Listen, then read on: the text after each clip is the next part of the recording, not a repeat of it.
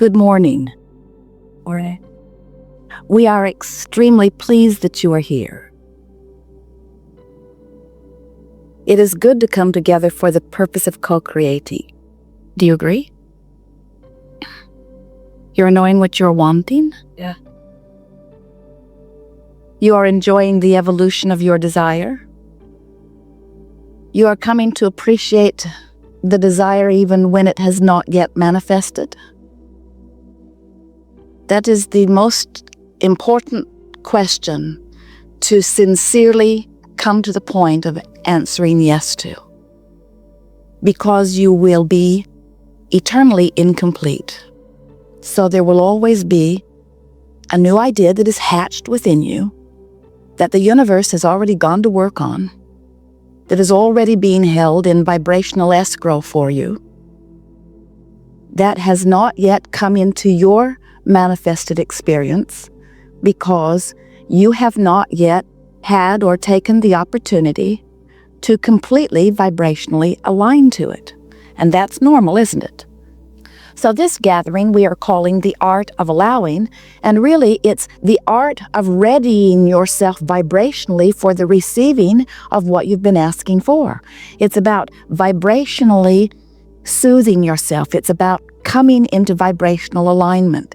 It's about bit by bit choosing thoughts that are less resistant in nature. What it's really about is understanding how important it is to feel good and lining up with thoughts that do feel good on every subject that is important to you. Now that is certainly what the art of allowing is about.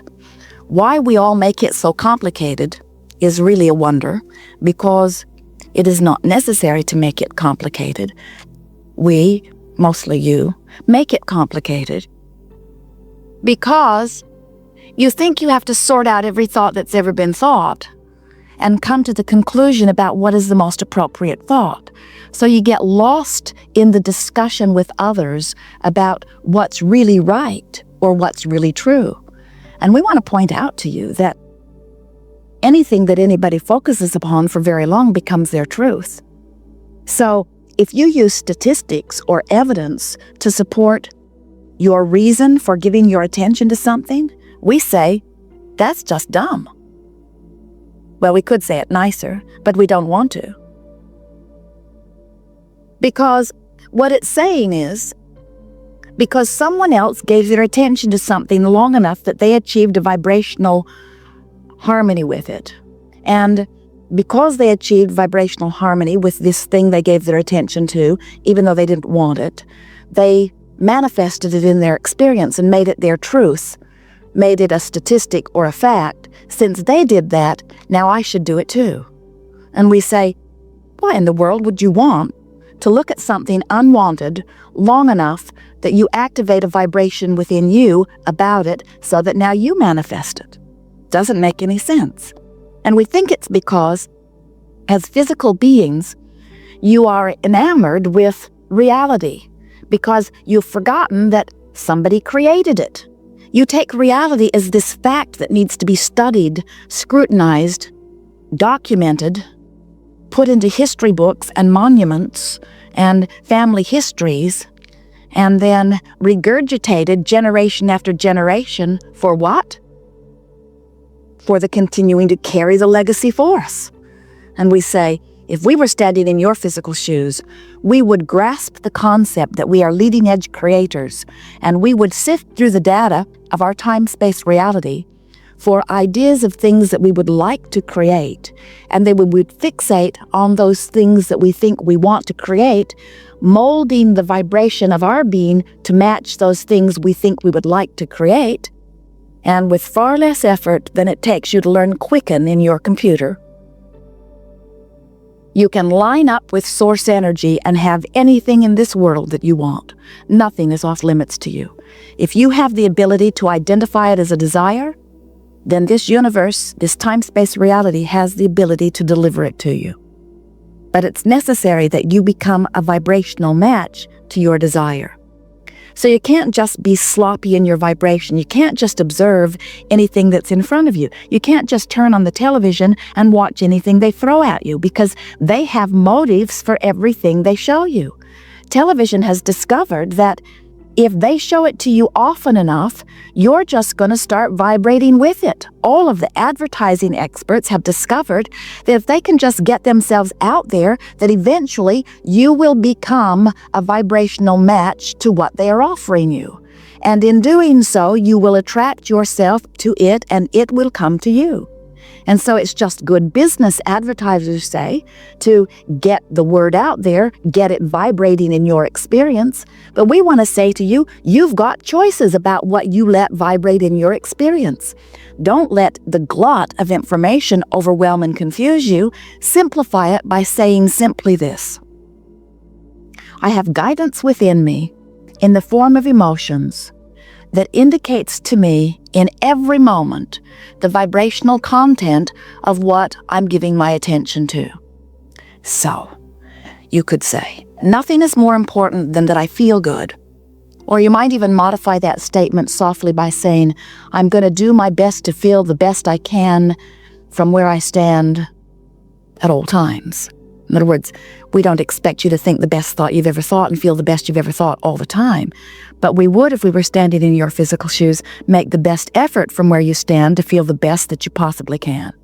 And as you make that decision, what you actually do is activate your guidance to help you guide yourself from within, from your broader perspective, to the thoughts that are most beneficial and most supportive of who you really are and what you really want. Often, you balk at that idea because someone way back in your early introduction into this physical experience convinced you that you weren't smart enough or wise enough to make your own decisions about what was good for you, but that they would. And then you transfer that expectation of authority from parents to teachers to government to whoever, to religion, and you come away, most of you, into your 20s and 30s and 40s and 50s and so on, forgetting that you had all along guidance within that would indicate what was best for you. And often, you subverted that guidance and replaced it with trying to get approval from someone else, not even factoring in whatever their motive might be. And we want to tell you, their motive is always the same motive. They think they would feel better if you would behave in a way that would make them feel better. And they're right, aren't they? They will feel better if you'll behave in the way that would make them feel better. Wouldn't you just love it if you could make a list of everything that's important to you and the world would line up? No more wars, people being nice to each other, construction getting done all at once. Don't tear the whole road up, just tear a little bit of it up and fix that, and then tear another little bit of it up and fix that. Just don't tear up all of Interstate 90 at once, please. But what you come to understand is that they're not out to please you, they're out to please them. And it's a hard thing for you to grasp at first when we say, we want you to be selfish because you must be, because everyone and everything, every consciousness in the universe has only the perspective of self. You cannot look through someone else's eyes. And when you try, it gets distorted. So when you come to the awareness that you can perceive only through your own eyes, and that when you feel good, you are allowing the perception from your broader perspective that the God force within you is being allowed to perceive, then you understand that the reason that you can feel good under those conditions is because you can line up with that which is good. Hypothetically, people worry about everyone being selfishly oriented. The argument they always throw out is, if everyone did exactly what they want to do, what kind of world would this be? And we say, a really, really good one. Because if everyone did what they wanted to do, everyone would feel free. And if you feel free, you feel empowered. And every negative emotion that exists, hear this, every negative emotion that exists is because there is some sense of loss of freedom somewhere in there. When you think about the range of emotions, when you think about joy and passion and love and appreciation on one end of the spectrum, and despair, depression on the other, can't you feel that in the joyous end there is empowerment and acknowledgement or perception of freedom? And in the despair end, in the depression end, in the fear end, can't you feel a perception of loss of power? You are the creator of your own experience, you know. But you have to learn to tweak your vibration into letting in what you want. Creation isn't about going and getting something. It's about preparing the nucleus, which is you, right here where you stand in your powerful now, vibrationally to let in the good stuff that you've been asking for. This universe is based upon attraction. There's no assertion in this universe. It's all attraction, which means as I stand in my physical body and I focus upon things that feel good while I focus, I achieve a vibrational signal that matches good things. But if I look at something wrong in the world, and there is plenty like that you might want to look at, and I activate that thing that I think is wrong within me, and I know I've done it because I feel awful as I'm doing it, and I continue to focus upon that with the well-meaning intent of making it go away or fixing it, I can eventually activate it so consistently that it becomes not just an activated in this moment vibration within me, but a dominantly often activated vibration, which is what a belief is, a thought that's so easy to think because I've practiced thinking it for so long. So now I've got this vibrational habit going on, and now what I really want can't come because I'm on a different vibrational frequency. You can't set your radio on 6:30 a.m. and hear what's being broadcast on 98.6 FM. The frequencies have to match up. And you can't be a vibrational match to not enough money and let more money in at the same time. You can't be so aware of a sickness in your body that it's all you think about, and you feel so discouraged and depressed and frightened about it, and let wellness in at the same time. They are different vibrational frequencies. So when you come to recognize this, then you realize that creating is about vibrational adjustment. But an easier way to hear that is creating is about taking emotional journeys. It's about the journey between worry and hope.